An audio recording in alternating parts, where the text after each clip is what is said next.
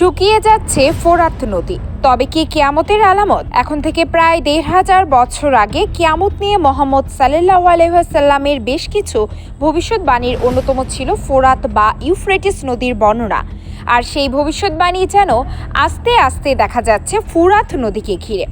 সত্য হচ্ছে, মহানবীর ভবিষ্যৎবাণী, শুকিয়ে যাচ্ছে ফোরাত। ইয়াজুজ মাজুজের পৃথিবীতে আগমন, ইমাম মাহাদির আগমন, ঈসা আলাইহিস সালামের আগমন। এছাড়াও কিছু ছোট ছোট আলামত রয়েছে। এর মধ্যে অন্যতম হচ্ছে মধ্যপ্রাচ্যের ফোরাত নদীর পানি শুকিয়ে যাওয়া, এর ধনভাণ্ডার মানুষের সামনে প্রকাশ করা। সাম্প্রতিক সময়ে ফোরাত নদীর পানি শুকিয়ে যাচ্ছে বলে সংবাদ প্রকাশ হয়েছে। তাহলে কি ফোরাত নদীর পানি শুকিয়ে যাওয়াটা হাদিসের বর্ণনার সঙ্গে মিলে যাচ্ছে?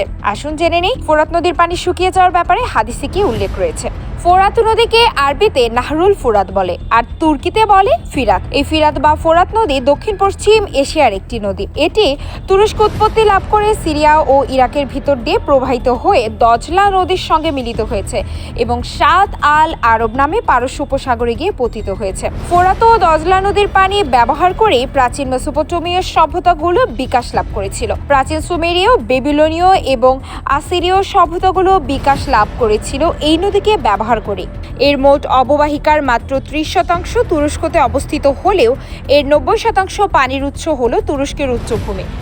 তুরস্কের কোরাসু নদী, মুরাত নদী এবং আরও অনেকগুলো নদী পূর্ব মধ্য তুরস্কে আলাজিগের কাছে মিলিত হয়ে ফোরাতের ঊর্ধ্ব অংশ গঠন করেছে। তারপর নদীটি আলাপ শহরের ১২০ কিলোমিটার উত্তর পূর্বে সিরিয়াতে প্রবেশ করেছে।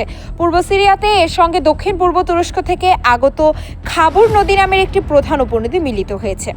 ফোরাত নদী প্রতি বছর প্রায় ২৮০০ কোটি ঘনমিটার পানি বহন করে। এপ্রিল ও মে মাসে নদীটি সর্বোচ্চ পানি ধারণ করে। ফোরাত নদীটি অনেক গভীর নয় বলে এত ছোট ছোট নৌকা ছাড়া আর কিছু চলাচল করতে পারে না। এটি মূলত তার পার্শ্ববর্তী শহরগুলোতে পানির সরবরাহের জন্য খুবই গুরুত্বপূর্ণ। তাই দেখা যায় নদীটি তুরস্ক, সিরিয়া ও ইরাকের মধ্যে রাজনৈতিক অস্থিরতা সৃষ্টির অন্যতম একটি মাধ্যম।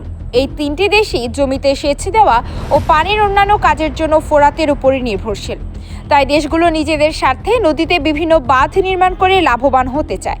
সিরিয়া, তুরস্ক, ইরাক সরকার এখন পর্যন্ত ১২টি বাঁধ নির্মাণ করায় ১৯৯৯ সালের পরে ফোরাত নদীর পানির আশঙ্কাজনকভাবে কমতে শুরু করে। আঞ্চলিক রাজনীতির কারণে ফোরাত যেমন আলোচনার কেন্দ্রে, তেমনি ধর্মীয় কারণেও ফোরাতের নাম মুসলিম বিশ্বে ছড়িয়ে পড়েছে।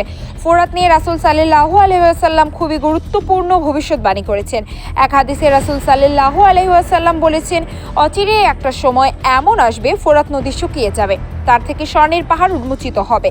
সুতরাং যে ব্যক্তি সে সময় বেঁচে থাকবে সে যেন তার থেকে কোনো অংশগ্রহণ না করে। বর্তমানে ফোরাত নদীর পানি আশঙ্কাজনকভাবে কমতে শুরু করেছে। ইরাকের পানি সম্পদ মন্ত্রণালয়ের মতে বর্তমানে প্রায় ৫০% পানি কমে গেছে এবং ২০৪০ সালের মধ্যে পুরোপুরি শুকিয়ে যাওয়ার আশঙ্কা করছেন তারা।